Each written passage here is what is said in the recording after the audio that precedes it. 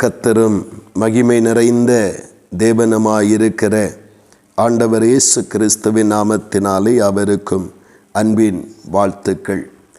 ஆண்டவரும் மகிமை நிறைந்த தேவனுமான கர்த்தர் ஒவ்வொருவரையும் இன்னும் அதிகமாக ஆசீர்வதித்து தேவ சமாதானத்தினாலும் கிருபைகளினாலும் நிரப்பி நடத்துவாராக. இந்த நாளுக்குரிய தியான வசனம் எரேமியா 45 அதனுடைய 4வது வசனம். இதோ நான் கட்டினதையே நான் இடிக்கிறேன் என்று ஆண்டவர் சொல்லுகிற இந்த வார்த்தையை கவனிக்க வேண்டும். இது பாருக் என்று சொல்லுகிற எரேமியாவினுடைய ஒரு சிஷ்யனாக, அவனோடு உடன் வேலையாளாக, அவனுக்கு ஒரு உதவிக்காரனாக இருக்கிற மனிதனுக்கு சொல்லப்படுகிற வார்த்தை. காரணம் என்ன? இப்பொழுது வார்த்தை படிக்கும் பொழுது ஆண்டவருடைய நாமத்தினாலே நமக்கு ஒரு தீமையானவைகளை கர்த்தர் அந்த பாருக்குக்கு செய்வது போல நமக்கு எண்ணம் கொள்ளும். அப்படி அல்ல. ஆண்டவர் இந்த யூதா ஜனங்களுக்கும் இஸ்ரவேல் ஜனங்களுக்கும் தீங்கு வர பண்ணின காரியம் கர்த்தரே தீங்கு வர பண்ணுகிறார். கர்த்தரே அந்த தீங்கை அந்த வர பண்ணி அவர்களை சிறையிருப்புக்கு ஒப்பு கொடுப்பதை நாம் காண முடிகிறது. அது கர்த்தர் கட்டமைக்கிறார். அந்த தீங்கை கர்த்தர் கட்டமைத்து அந்த ஜனங்களை அதிலே அகப்படும்படியாய் செய்கிறார். இங்கே பாருக்குக்கு என்ன சொல்லுகிறார் என்றால், அப்படிப்பட்ட தீங்கை கட்டமைத்த நான் கட்டினதை இடிக்கிறேன் என்று சொல்லுகிறார். ஆண்டவருடைய நாமத்தினாலே ஏன் இந்த வார்த்தை பாருக்குக்கு சொல்லப்படுகிறது என்றால், எரேமியா தீர்க்கதரிசியோடு கூட சேர்ந்து கர்த்தருடைய நாமத்தின் நிமித்தம் அத்தனை பாடுகளையும் அவமானங்களையும் நிந்தைகளையும் இந்த பாருக்கும் சேர்ந்து சகிக்கிறவனாய் காணப்படுகிறான். இதை பார்த்த ஆண்டவர் மற்ற தனிப்பட்ட விஷயத்திலே யூதா ஜனங்களோடு கூட பேசாமல் அப்படியே தாமதித்து கொண்டு வருகிற ஆண்டவர் இந்த பாருக்கை பார்த்து சொல்லுகிறார், நான் யூதா ஜனங்களுக்கு ஒரு தீங்கை கட்டமைத்து அதிலே அகப்பட பண்ணியிருக்கிறேன். ஆனால் உனக்கு நான் என்ன செய்கிறேன் என்றால், நான் அந்த தீங்கினுடைய அந்த நான் கட்டின அந்த காரியங்களை நானே இடித்து உனக்கு ஒரு விசாலத்தை உருவாக்குகிறேன் என்று ஆண்டவர் சொல்லுவதை காண முடிகிறது. பிரியமானவர்களே, எதனால் இந்த பாருக்குக்கு இந்த பாக்கியம் கிடைத்தது என்றால், தேவனுடைய வார்த்தைகளுக்கு அவன் பிரியமாய் நடந்து கொண்டான்.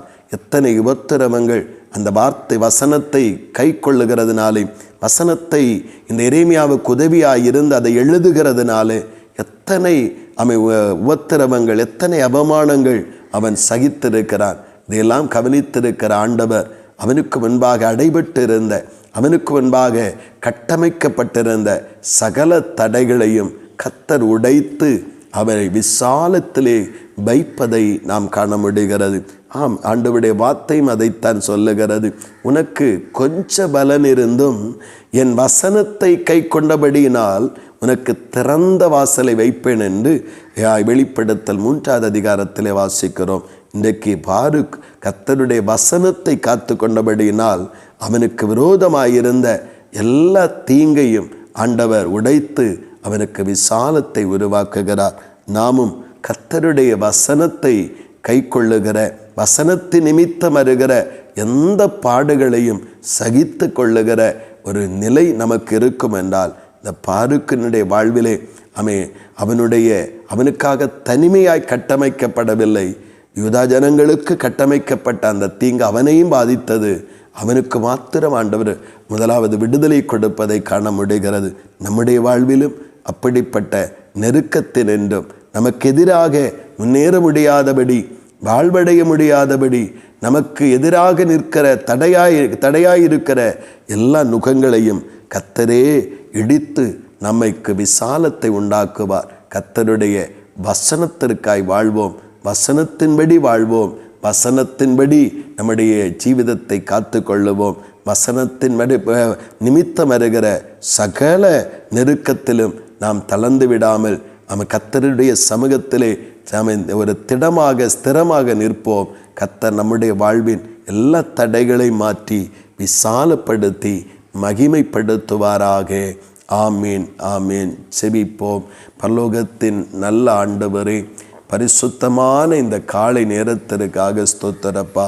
பாருக் தேவனுக்கு பயந்தவனும் வசனத்தை கை கொள்ளுகிறவனும் வசனத்து நிமித்தம் வருகிற பாடுகளை சகிக்கிறவனுமாய் இருந்தபடினாலே யூதா ஜனங்களுக்கு கட்டமைத்த அந்த சிறையிருப்பின் அனுபவத்திலே சிக்கியிருக்கிற அவனுக்கு முன்பாக நான் கட்டினதையே இடிக்கிறேன் என்று சொல்லி அவனுக்கு முன்பாக இருந்த தடைகளை உடைத்து அவனை விசாலப்படுத்தி விடுதலை பண்ணுகிறேன். தகப்பனே, வேத வசனத்தின்படி ஒருவன் அவனுக்கு கொஞ்சம் பலன் இருந்தாலும் வசனத்தை கை கொள்ளும் பொழுது, வசனத்தின்படி வாழும் பொழுது அவனை விசாலமாக்கி அவனுக்கு திறந்த வாசலை ஏற்படுத்துகிற கர்த்தரே, நாங்கள் வசனத்தின்படி வாழ்ந்து வசனத்திற்காக ஜீவித்து வசனத்து நிமித்தம் வருகிற பாடுகளை நிந்தைகளையும் சகித்து வாழ கிருபை தாரும்.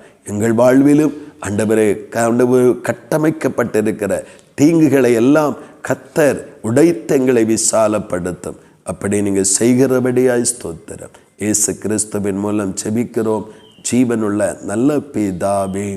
ஆமேன், ஆமேன்.